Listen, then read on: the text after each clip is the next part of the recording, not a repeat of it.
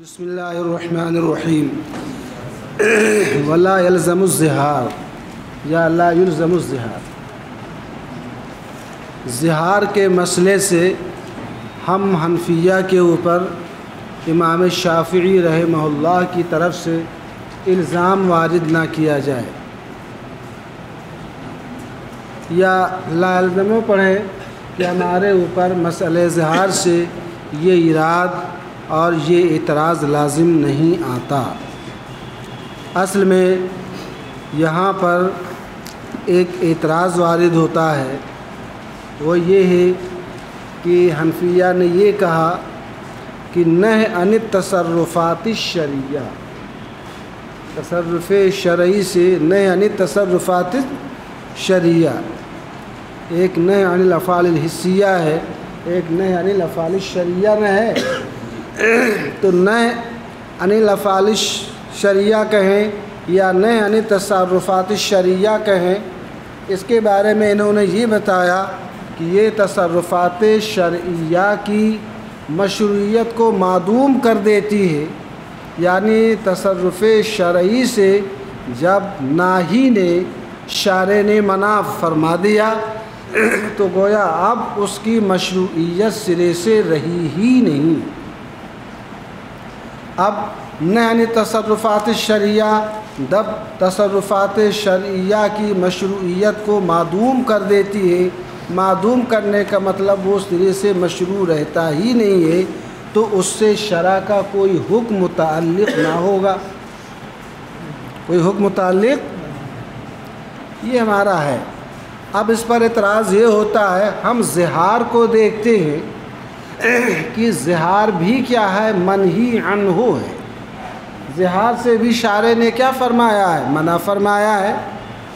اب جب زہار یہ منہی عنہ ہے، زہار سے شارع نے منع فرما دیا، تو اب گویا زہار منہی عنہ ہو گیا اور یہ سرے سے مشروع ہی نہ رہا، اور جب یہ مشروع نہ رہا تو اس سے کوئی حکم شرع متعلق نہ ہوگا۔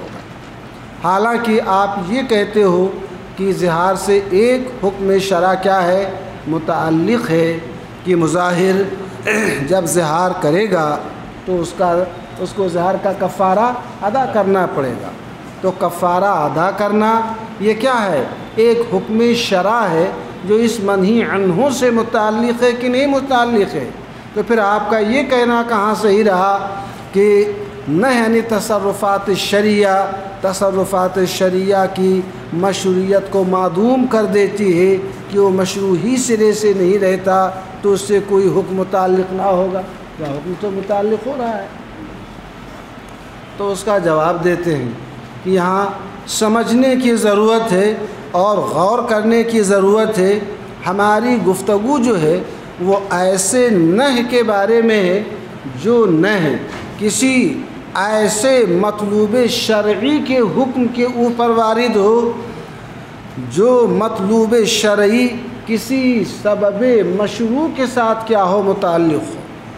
دیکھو بے ہے، کیا ہے، بے ہے، بے سبب ہے کس چیز کا، ملک کا، ملک اس کا کیا ہے، ایک حکم ہے، اور بے کیا ہے، حکم کا ایک سبب ہے۔ تو فرمانا یہ چاہتے ہیں ہماری گفتگو ایسے نہی کے بارے میں ہے جو نہی جو ہے کسی ایسے حکم کے اوپر وارد ہو، جو حکم جو ہے کسی سبب سے متعلق ہو۔ جیسے ملکیت ایک حکم ہے، یہ متعلق ہے کس سے، اپنے سبب کے ساتھ جو سبب مشروع ہے۔ کیا مطلب، یہ سبب یعنی بے مشروع ہوا ہے کس چیز کے لیے، افادہ ملک کے لیے نا۔ تو ہماری گفتگو ایسے نہی کے بارے میں ہے جو نہی ایسے حکم کے اوپر وارد ہو جو حکم اپنے سبب کے ساتھ کیا ہو، متعلق ہو۔ کیا مطلب کہ کیا وہ سبب جو ہے اس حکم کا سبب ہے، یا وہ سبب اس حکم کا سبب نہیں ہے۔ تو ہماری گفتگو جو ہے وہ ایسے نہی کے بارے میں ہے۔ ہم زہار کو دیکھتے ہیں، کس کو دیکھتے ہیں، زہار کو دیکھتے ہیں فرماتے اما الزہار فہو لیس بسبب مشروع، زہار ایسا سبب نہیں ہے جو کسی حکم کے لیے کیا ہو وہ مشروع ہوا ہو، بلکہ زہار تو سراسر دیکھیں گے ایک امر حرام ہے۔ فَإِنَّهُ مُنْكَرٌ، قرآن نے فرمایا إِنَّهُمْ لَيَقُولُونَ مُنْكَرًا مِنَ الْقَوْلِ وَزُورًا، کہ مظاہرین اپنی بیویوں سے جو زہار کرتے ہیں تو اپنی زبان سے اپنے منہ سے ایک منکر بات، ایسی بات کرتے ہیں جو شارع کو پسندیدہ نہیں ہے۔ تو فرماتے ہیں زہار جو ہے یہ کوئی ایسا سبب نہیں ہے جو کسی حکم کے لیے مشروع ہوا ہو، بلکہ زہار تو سراسر حرام ہے، اس لیے کہ زہار ایک امر منکر ہے۔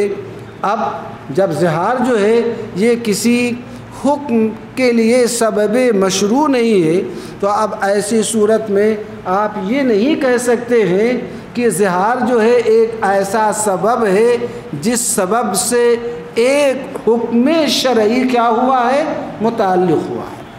تو پھر آپ سے یہ سوال ہوگا کہ جب زہار یہ کوئی ایسا سبب نہیں جو سبب کسی حکم کے لیے مشروع ہوا ہو، جس طریقے سے بیع ایک ایسا سبب ہے جو مشروع ہوا ہے کس چیز کے لیے؟ افاد ملک کے لیے، تو پھر کفارہ کا ثبوت کیسے ہوتا ہے؟ کہتے ہیں سنیے، کفارہ کا جو حکم ہے وہ اس لیے نہیں کہ یہ حکم کسی سبب کے ساتھ کیا ہے متعلق ہے۔ فرماتے ہیں کفارہ یہ ایک جزا ہے جس کو شارع نے بطور زجر کے مشروع فرمایا ہے۔ ایسا نہیں ہے کہ کفارہ ایک ایسا حکم ہے جو اس منہی عنہ سے اس متعلق ہو، یا یہ آپ کہہ دیں کہ زہار ایک ایسا سبب ہو جو سبب مشروع ہوا ہو کس چیز کے لیے؟ افاد حکم کے لیے۔ آپ خود ذرا غور کریں گے بیع کی وضع کس لیے ہوئی ہے؟ افاد ملک کے لیے نہ وضع ہوئی ہے۔ بیع کی وضع کس لیے ہوئی ہے؟ افاد ملک کے لیے۔ تصدق ہے، ہبہ ہے، تملیک کا لفظ ہے، یہ وضع ہی کیے گئے ہیں کس چیز کے لیے؟ ملک عین کا افادہ کرنے کے لیے۔ برخلاف زہار کے، کیا زہار کی وضع اس لیے ہوئی ہے کہ جس طریقے سے بیع کی وضع ہوئی ہے کس چیز کے لیے؟ افاد ملک کے لیے، افاد حکم کے لیے، کیا زہار کی بھی وضع اسی طریقے سے افاد کفارہ کے لیے؟ فرماتے ہیں زہار ایک امر حرام ہے، اس سے کوئی حکم شرع متعلق نہیں ہے، اور یہ ایسا سبب نہیں ہے جو سبب کسی حکم کے لیے مشروع ہوا ہو۔ جب کسی حکم کے لیے یہ مشروع نہیں ہوا ہے، کسی حکم کا سبب نہیں، تو کفارہ کہاں سے آ گیا؟ فرماتے ہیں اما الکفارۃ، رہا کفارہ، فرماتے ہیں فہی جزاء شرع زجرا عن الفعل الحرام۔ کفارہ یہ ایک جزا ہے۔ کفارہ کیا ہے؟ ایک جزا ہے جو ایک فعل حرام سے، فعل زہار سے روکنے کے لیے مشروع کیا گیا ہے۔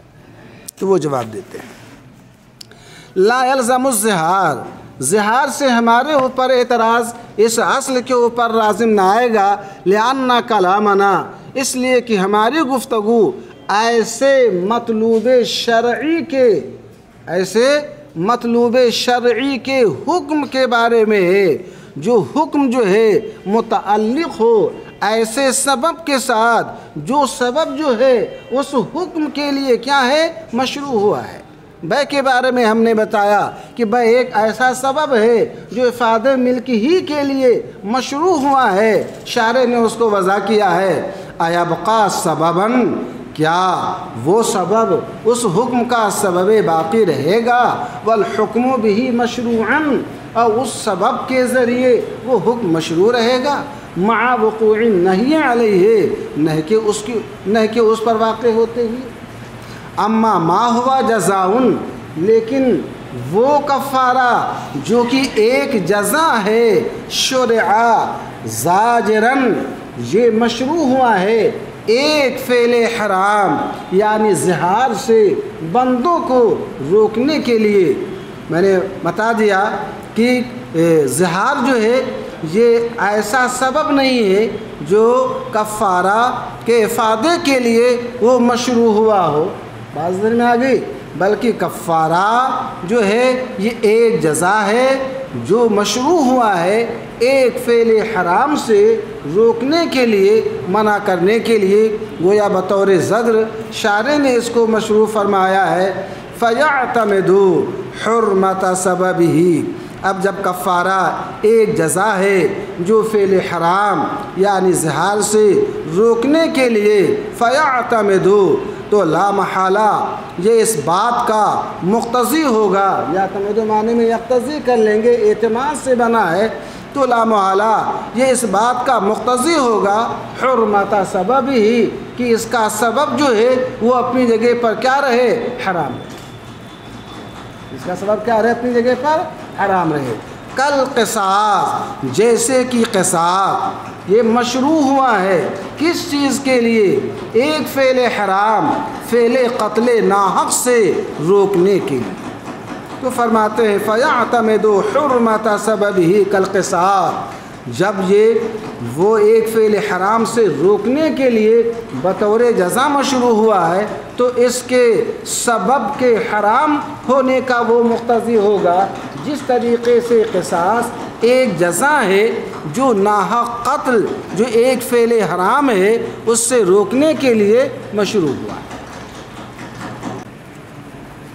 چلو بہرحال دیکھو، تو میں یہ کہہ رہا تھا کہ زہار اور قتل دونوں حرام ہیں کہ نہیں حرام ہیں؟ تو زہار اور قتل کا حرام ہونا یہ اس بات کے منافی نہیں ہے کہ وہ ایجاب جزا کے کیا رکھیں؟ صلاحیت رکھیں۔ کیا مطلب؟ یعنی اگرچہ زہار حرام ہے، اگرچہ قتل حرام ہے، مگر حرام ہوتے ہوئے ان دونوں کے اندر اس بات کی صلاحیت ہے کہ کوئی نہ کوئی جزا جو ہے اس امر حرام سے روکنے کے لیے کیا کیا جائے؟ واجب کیا جائے۔ تو زہار اور قتل کا حرام ہونا ایجاب جزا کے منافی نہیں ہے، حرام ہوتے ہوئے بھی یہاں پر ایک جزا واجب اور لازم کی جا سکتی ہے۔ والانا، اور ہم حنفیہ کی دلیل یہ ہے ان النہی یراد به عدم الفعل مضافا الی اختیار العباد وکسبهم فیعتمد التصور، نہی سے مقصود کیا ہے؟ عدم فعل۔ نہی سے مقصود کیا ہوتا ہے؟ عدم فعل مقصود ہوتا ہے، مضافا الی اختیار العباد، جو عدم فعل بندوں کے اختیار کی طرف مضاف اور منسوب ہوتا ہے۔ کیا مطلب؟ یعنی بندہ کو اس کے کرنے اور نہ کرنے کا اختیار رہتا ہے، اور پھر اس اختیار کے باوجود اس کے کرنے سے اس کو منع کر دیا جاتا ہے۔ اگر بندہ اس کے کرنے کا اختیار نہ رکھے اور اس سے یہ کہا جائے نہ کرو تو اس کو نہیں کہیں گے، بلکہ کیا کہیں گے؟ نفی کہیں گے۔ کیا کہیں گے؟ نہ سے مقصود کیا ہے؟ عدم فعل ہے، جو عدم فعل بندوں کے اختیار کی طرف، ان کے کسب کی طرف مضاف اور منسوب ہوتا ہے کہ بندہ کو اس کے کرنے اور نہ کرنے کا اختیار ہوتا ہے، اور اس اختیار کے باوجود اس کو اس سے کیا کر دیا جاتا ہے؟ منع کر دیا جاتا ہے۔ اب وہ باز نہیں رہتا ہے تو ظاہر سی بات ہے رب العالمین کے عقاب کا، معصیت کا وہ مستحق ہوتا ہے کہ نہیں مستحق ہوتا ہے؟ فرماتے ہیں ہماری دلیل یہ ہے کہ نہ سے مقصود عدم فعل ہوتا ہے، جو عدم فعل بندوں کے اختیار کی طرف منسوب ہوتا ہے، بندوں کے کسب کی طرف مضاف اور منسوب ہوتا ہے کہ بندہ اگر اسے کرنا چاہے تو اسے وہ کر سکے۔ اب جب بندوں کے اختیار اور ان کے کسب کی طرف وہ منسوب ہوتا ہے، فَيَعْتَمِدُ التصور، فَيَعْتَمِدُ التصور، تو بندوں کے اختیار اور کسب کی طرف اضافت و اسناد اس بات کا مقتضی ہے، اس بات کو مستلزم ہے کہ وہ منہی عنہ بندے سے متصور الوجود ہو، یعنی بندہ اسے کرنے پر قادر ہو، اسے وہ کر سکتا ہو۔ اگر وہ کرنے ہی پر قادر نہ ہو تو پھر نہیں کا کیا معنی ہے؟ وہاں نہیں کا تحقق ہوگا۔ بات سمجھ رہے کہ نہیں سمجھ رہے؟ فرمانے فَيَعْتَمِدُ التصور، لہذا بندوں کے اختیار و کسب کی طرف یہ اضافت و اسناد یہ مقتضی ہے اس بات کی کہ منہی عنہ بندے عبد مکلف سے متصور الوجود ہو کہ بندہ اسے وہ کر سکتا ہو، پھر شارع نے اس کے کرنے سے اس کو روکا ہو۔ لِيَكُونَ الْعَبْدُ مُبْتَلًا بَيْنَ أَنْ يَكُفَّ عَنْهُ بِاخْتِيَارِهِ فَيُصَابُ عَلَيْهِ وَبَيْنَ أَنْ يَفْعَلَهُ بِاخْتِيَارِهِ فَيُعَاقَبُ عَلَيْهِ، تاکہ بندہ مبتلا ہو۔ کیا مطلب؟ یعنی بندہ دو بلاؤں کے اندر گھرا ہو، بندہ دو بلاؤں کے اندر گرا ہو، تاکہ بندہ ان بلاؤں کے درمیان مبتلا ہو کہ اپنے اختیار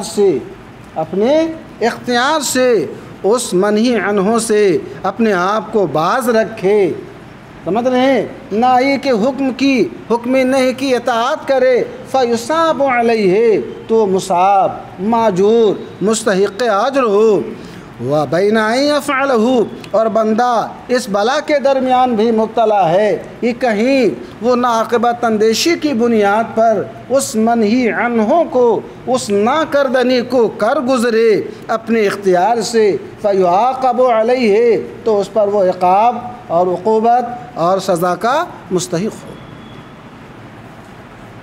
هَذَا هُوَ الْحُكْمُ الْأَصْلِيُّ فِي النَّهْيِ فرماتے ہیں نہی کے اندر یہی کیا ہے، حکم اصلی ہے۔ کیا مطلب؟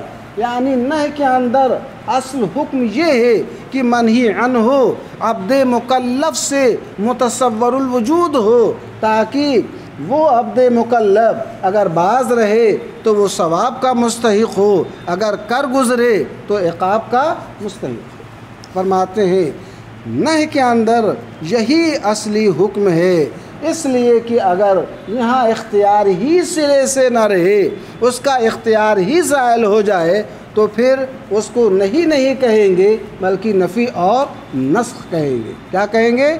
نفی اور نسخ کہیں گے۔ اس کی مثال آپ نے پڑھی ہوگی اصول کی کتابوں میں کہ جیسے جب کسی انسان سے پانی کا پینا متصور ہی نہ ہو، مثال کے طور پر کوزے کے اندر، پیالے کے اندر، گلاس کے اندر جگ میں پانی ہی نہیں، اور اس سے یہ کہا جائے لا تشرب، آپ نہ پیجئے، بات سمجھ رہے نہیں سمجھ رہے ہیں؟ تو اس کو نہیں کہیں گے، کیا کہیں گے؟ اس کو نفی کہیں گے، نسخ کہیں گے۔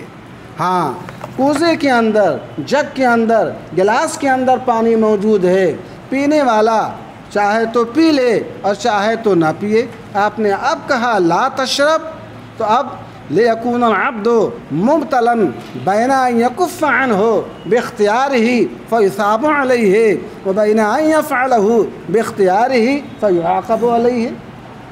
تو نہی کے اندر اصل یہ ہے کہ عبد مکلف سے وہ چیز کیا ہو؟ متصور الوجود ہو۔ نہی میں یہی اصلی حکم ہے۔ فَأَمَّا الْقُبْحُ فَوَصْفٌ قَائِمٌ بِالنَّهْيِ رہا قبح کا معاملہ کس کے اندر؟ منہی عنہ قبیح نہ ہے، لا تقربوا الزنا فرمایا گیا، فرماتے ہیں رہا منہی عنہ کا قبیح ہونا، فَوَصْفٌ قَائِمٌ تو یہ ایک ایسی صفت ہے جو وصف قبح قائم ہے۔ کہاں قائم ہے؟ منہی عنہ کے اندر۔ یہ منہی عنہ کے اندر وصف قبح جو پایا گیا، کیوں پایا گیا؟ بالنہی، ناہی کے نہ کی وجہ سے، کہ منہی عنہ کے اندر اگر قبح کی صفت قائم نہ ہوتی تو شارع ناہی جو ہے اس سے منع نہیں فرماتا۔ ظاہر سے بات ہے ناہی اسی چیز سے منع فرمائے گا، بعض دن آگے جو چیز کیا ہوگی؟ قبیح ہوگی، امر حسن سے کچھ چھوڑو منع فرمائے گا۔ ناہی کی حکمت کا تقاضا یہ ہے کہ جس چیز سے منع کر رہا ہے وہ اچھی نہیں بلکہ کیا ہے؟ وہ بری ہے۔ فرماتے ہیں رہا قبح یعنی منہی عنہ کا قبیح ہونا، منہی عنہ کا قبیح ہونا، زنا کا قبیح ہونا، تو یہ ایک ایسی صفت ہے جو قائم ہے منہی عنہ کے اندر۔ یہ کیوں قائم ہوئی؟ بالنہی، اس وجہ سے کہ ناہی نے اس سے کیا فرما دیا؟ منع فرما دیا۔ ناہی کی حکمت کا تقاضا یہ ہے کہ جس سے منع فرما رہا ہے وہ چیز کیا ہو؟ قبیح ہو۔ سمجھ رہے ہیں؟ ہاں، قب ایک ایسی صفت ہے جو نہ کی وجہ سے قائم ہے، یثبت مقتضم بھی تحقیقاً لحکمی، فرماتے ہیں کہ وہ وصف قب ثابت ہوا کرتا ہے منہی عنہوں کے اندر مقتضم، یثبت مقتضن حال ہے، فرماتے وہ منہی عنہوں کے اندر قب کی یہ صفت ثابت ہوتی ہے اس حال میں کہ وہ وصف قب جو ہے اس ناہی کے نہی کا کیا ہے؟ مقتضا ہے۔ ناہی کی نہی کا کیا ہے؟ مقتضا۔ گویا ناہی کی نہی اس بات کا اقتضا کر رہی ہے کہ منہی عنہوں کے اندر قب کی صفت قائم اور کیا ہو؟ ثابت ہو۔ تحقیقاً لحکم ہی، اس ناہی کے حکم نہی کو محقق کرنے کے لیے، یعنی منہی عنہوں کے اندر قب جو صرف ثابت ہوتا ہے وہ اس وجہ سے کہ ناہی کی حکمت اس بات کا مقتضی ہے کہ منہی عنہوں کے اندر قب کی وہ صفت کیا ہے؟ قائم ہے۔ اس لیے اگر قب کی صفت نہ ہو پھر بھی وہ اس سے منع کر دے تو وہ ناہی جو ہے ناہی حکیم نہیں کہلائے گا۔ ناہی کی نہی کی حکمت کا تقاضا یہ ہے ناہی حکیم اسی وقت کہلائے گا جب وہ ایسی چیز سے منع کرے جس چیز کے اندر کوئی قباحت ہو، کوئی برائی ہو۔ فلا يجوز تحقیقہ، تحقیق میں ہو کا مرجع وہی نہیں، فلا يجوز تحقیقہ، لہٰذا اب قب کی تحقیق کہہ لے، اس کی قب کی تحقیق جائز نہیں ہے اس طور پر کہ اس کے ذریعے وہی چیز باطل ہو جائے جو قبح کا موجب اور قبح کا مقتضی ہے۔ قبح کا موجب اور قبح کا مقتضی کون سی چیز ہے؟ وہ ناہی کی نہی نہ ہے، وہ نہیں کیا مطلب؟ یعنی وہ نہی نہ رہ جائے بلکہ نفی اور نسخ ہو جائے، یا ایسے ہو جائے جیسے پیالے کے اندر پانی نہ ہو اور کیا کہا جائے؟ لا تشرب۔ بات سمجھ آ رہی ہے؟ فرماتے ہیں فلا يجوز تحقیقہ، لہذا وصف قبح کی تحقیق اس طور پر جائز نہیں ہے کہ یبطل بھی، اس تحقیق قبح کے ذریعے وہی چیز باطل ہو جائے جو قبح کا موجب ہے اور قبح کا کیا ہے؟ مقتضی ہے۔ تو قبح کا موجب اور قبح کا مقتضی کون سی شے ہے؟ وہی ناہی کی نہیں۔ بل یجب العمل بالاصل فی موضعہ، بلکہ اصل پر، اصل سے مراد یہاں پر نہیں ہے، اصل سے مراد کیا ہے؟ کہا تھا نا ھذا هو الحکم الاصلی فی النہی ہے، بلکہ اصل یعنی نہی کے اوپر عمل کرنا واجب ہے۔ کہاں؟ فی موضعہ، فی موضع الاصل، فی موضع النہی، بلکہ اصل پر یعنی نہی کے اوپر عمل کرنا واجب ہے۔ اصل یعنی موضع ورود نہی کے اندر، موضع ورود نہی کے اندر، بلکہ اصل کے اوپر، یعنی اصل کے اوپر موضع اصل میں یعنی نہی کے اوپر، نہی کے ورود کے مقام میں عمل واجب ہے۔ کیسے؟ فرماتے ہیں بل یجب العمل بالاصل فی الموضع، بلکہ اصل یعنی نہی کے اوپر مقام نہی میں عمل کرنا واجب ہے۔ والعمل بالمقتضی بقدر الامکان، اور مقتضا کے اوپر بقدر امکان عمل کرنا کیا ہے؟ واجب ہے۔ وہ کیسے؟ وہ فرماتے ہیں اس طور پر ان یجعل القبح وصفا للمشروع، کہ قبح کو مشروع کی کیا بنا دیا جائے؟ صفت بنا دیا جائے۔ فیصیر مشروعا باصلہ، تو وہ اپنے اصل کے اعتبار سے وہ کیا ہے؟ مشروع ہے۔ اور غیر مشروع بے وصفہ، اپنے اصل کے اعتبار سے وہ مشروع ہے اور اپنے وصف کے اعتبار سے مشروع نہیں ہے۔ ایک مثال سے اس کو سمجھا رہے ہیں۔ فیصیر فاسدن، تو اب جب اصل کے اعتبار سے تو مشروع ہے اور اپنے وصف کے اعتبار سے مشروع نہیں ہے، اب وصف کے اعتبار سے جب مشروع نہیں ہے فیصیر فاسدن، تو اب وہ کیا ہو جائے گی؟ وہ شے فاسد ہو جائے گی۔ تو اس کو فرماتے ہیں مثل الفاسد من الجواہر، اس کی مثال ایسے ہی ہے جیسے آپ جواہر کو لے لیں، بولا جاتا ہے لؤلؤۃ فاسدۃ، یہ خراب موتی ہے، یہ کب بولتے ہیں؟ اذا بقی اصلها وذهب لمعانها وصفاؤها۔ کیا مطلب؟ یعنی اصل موتی باقی ہوتی ہے اور اس کی جو تابش ہوتی ہے، اس کی جو چمک ہوتی ہے، جب باقی نہیں رہتی ہے تب اس کو کیا بولتے ہیں؟ لؤلؤۃ فاسدۃ۔ تو اصل تو یہاں پر برقرار ہے، اس کا جو وصف ہے وہ برقرار نہیں۔ اب سرے سے وہاں پر موتی ہی کا تحقق نہ ہو تو وہاں پر یہ کہا جائے گا لؤلؤۃ فاسدۃ۔ تو فرماتے ہیں اس کی مثال ایسے ہی ہے جیسے فاسد موتی، خراب موتی اس وقت بولتے ہیں جبکہ اصل موتی تو وہاں پر برقرار ہو، اصل موتی وہاں پر کیا ہو؟ برقرار ہو۔ فساد جو پایا جا رہا ہے اس کے وصف کے اعتبار سے اصل باقی ہے، اور اصل کا جو وصف ہے وہ صحیح نہیں بلکہ کیا ہے؟ وہ خراب ہے۔ ولا تنافی بینہما، فرماتے ہیں ان دونوں کے درمیان کوئی تنافی نہیں ہے کہ اصل کے اعتبار سے کوئی شے کیا ہو؟ وہ مشروع ہو، اور وصف کے اعتبار سے غیر مشروع ہو، وصف کے اعتبار سے کیا ہو؟ فاسد ہو۔ لا تنافی بینہما، اصل کے اعتبار سے مشروع ہو، وصف کے اعتبار سے غیر مشروع ہو، ان دونوں کے اندر کوئی تنافی نہیں ہے۔ تو اب یہ کہا جائے گا یہ فاسد الوصف ہے، کیا ہے؟ فاسد الاصل ہے کہ اصل کے اعتبار سے یہ چیز فاسد ہے اور مشروع الاصل ہے۔ فالمشروع يحتمل الفساد بالنہی، تو امر مشروع کیا مطلب؟ یعنی وہ چیز جو اصل کے اعتبار سے مشروع ہے وہ نہی کے سبب فاسد ہونے کا احتمال رکھتی ہے۔ اس کی مثال کل احرام الفاسد، جیسے احرام فاسد۔ احرام فاسد کا مطلب یہ ہوتا ہے کسی شخص نے حج کا احرام باندھ لیا، اور حج کا احرام باندھنے کے بعد وقوف عرفہ کرنے سے پہلے اپنی بیوی کے ساتھ اس نے جمع کر لیا۔ آپ غور کریں یہاں پر اصل کے اعتبار سے جب اس نے حج کا احرام باندھا تھا تو یہ حج مشروع الاصل ہے، اور بیوی کے ساتھ وقوف عرفہ سے پہلے جمع کر لینے کی وجہ سے اب اس میں فساد پیدا ہو گیا کہ نہیں فساد پیدا ہو گیا؟ تو اب فرماتے ہیں کل احرام الفاسد، جیسے احرام فاسد کے اندر حکم یہ ہے کہ فرماتے ہیں کہ وجب اتیانہ علی ھذا الوجہ رعایۃ لمنازل المشروعات و محافظۃ لحدودها، کہ حج کے احرام باندھنے والے نے جب وقوف عرفہ سے پہلے بیوی کے ساتھ جمع کر لیا تو اب اس کا یہ احرام فاسد ہو گیا اور اس کا حج بھی فاسد ہو گیا۔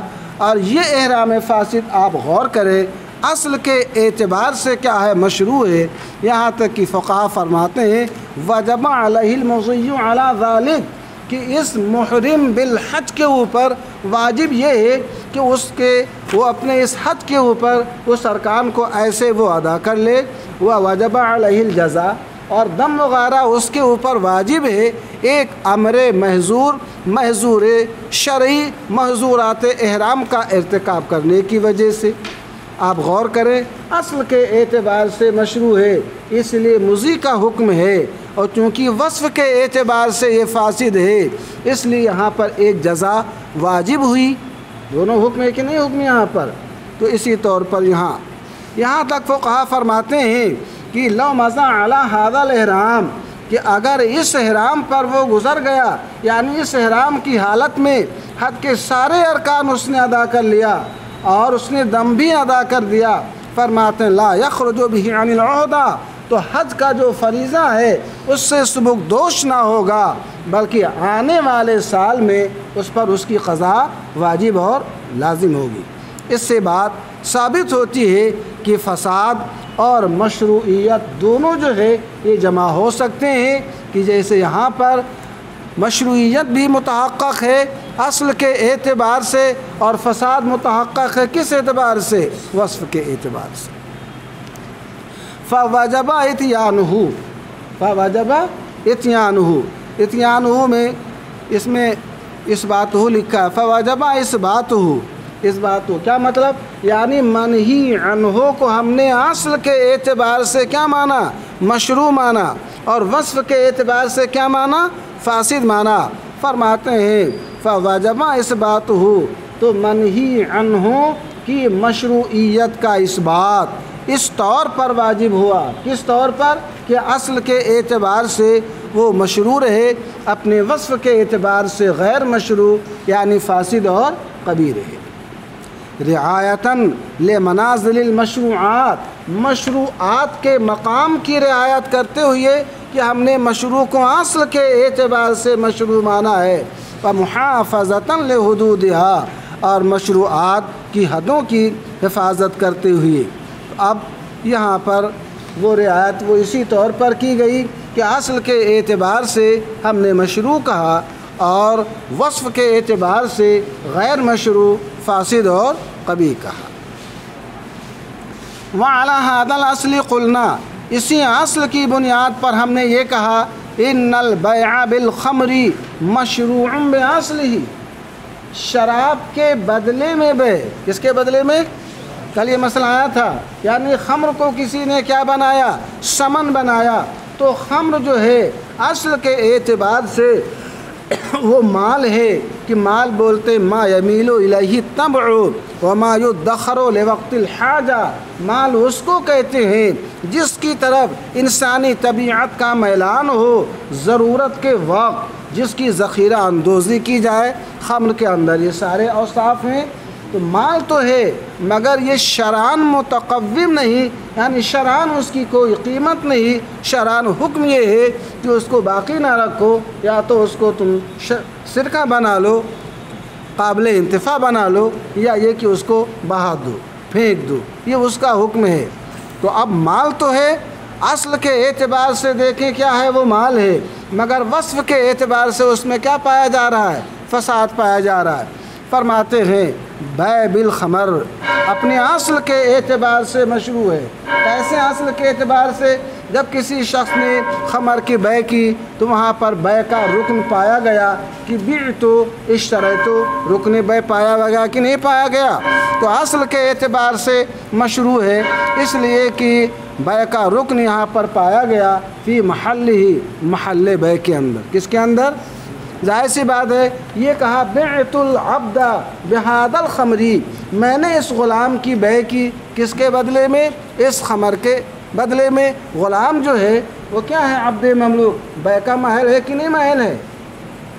محل بیع کون سی شے ہے؟ مبیح نہ ہے۔ تو فرماتے ہیں اس لیے کہ بیع کا رکن محل بیع کے اندر موجود ہے، غیر مشروع بوصفہ، اور یہ بیع بالخمر اپنے وصف کے اعتبار سے مشروع نہیں۔ وصف وہ کیا ہے؟ سمن ہے، اصل تو مبیح ہے، سمن کیا ہے؟ ایک وصف ہے۔ سمن کیا ہے؟ ایک وصف ہے۔ لأن الخمر مال غیر متقوم، اس لیے کہ خمر یہ مال ہے غیر متقوم۔ میں نے بتایا تھا خمر کیا مال ہے کہ مال ما یمیل الیہ الطبع کو کہتے ہیں، اور یہ غیر متقوم ہے، اس لیے کہ متقوم اس کو کہتے ہیں جو بعینہ ہی باقی رہے، یا بعینہ ہی اگر باقی نہیں تو کم از کم اس کی قیمت ہی کیا رہے؟ باقی رہے۔ اور خمر جو ہے نہ بعینہ ہی آپ باقی رکھ سکتے ہیں، اور نہ یہ خمر کی جو قیمت ہے آپ اس کی قیمت کو باقی رکھ سکتے ہیں، اس لیے کہ خمر مال غیر متقوم ہے۔ فیصلح ثمنا من وجہ، تو اب من وجہ وہ سمن بننے کی صلاحیت رکھتی ہے، کس اعتبار سے کہ وہ مال ہے، اس اعتبار سے دیکھیں تو سمن ہونے کی صلاحیت ہے۔ دون وجہ، اور اس اعتبار سے دیکھیں کہ وہ متقوم شرعاً نہیں ہے تو وہ سمن بننے کی صلاحیت نہیں رکھتی۔ فصار فاسدا لا باطلا، تو اب یہ بیع بالخمر یہ فاسد ہوئی، باطل نہ ہوئی۔ باطل اس کو کہتے ہیں جس کے اصل کے اندر صلب ہی کے اندر فساد ہو، یہاں اصل کے اندر صلب کے اندر فساد نہیں، فساد جو پایا گیا ایک وصف کے اندر، وہ وصف کیا ہے؟ وصف سمن ہے۔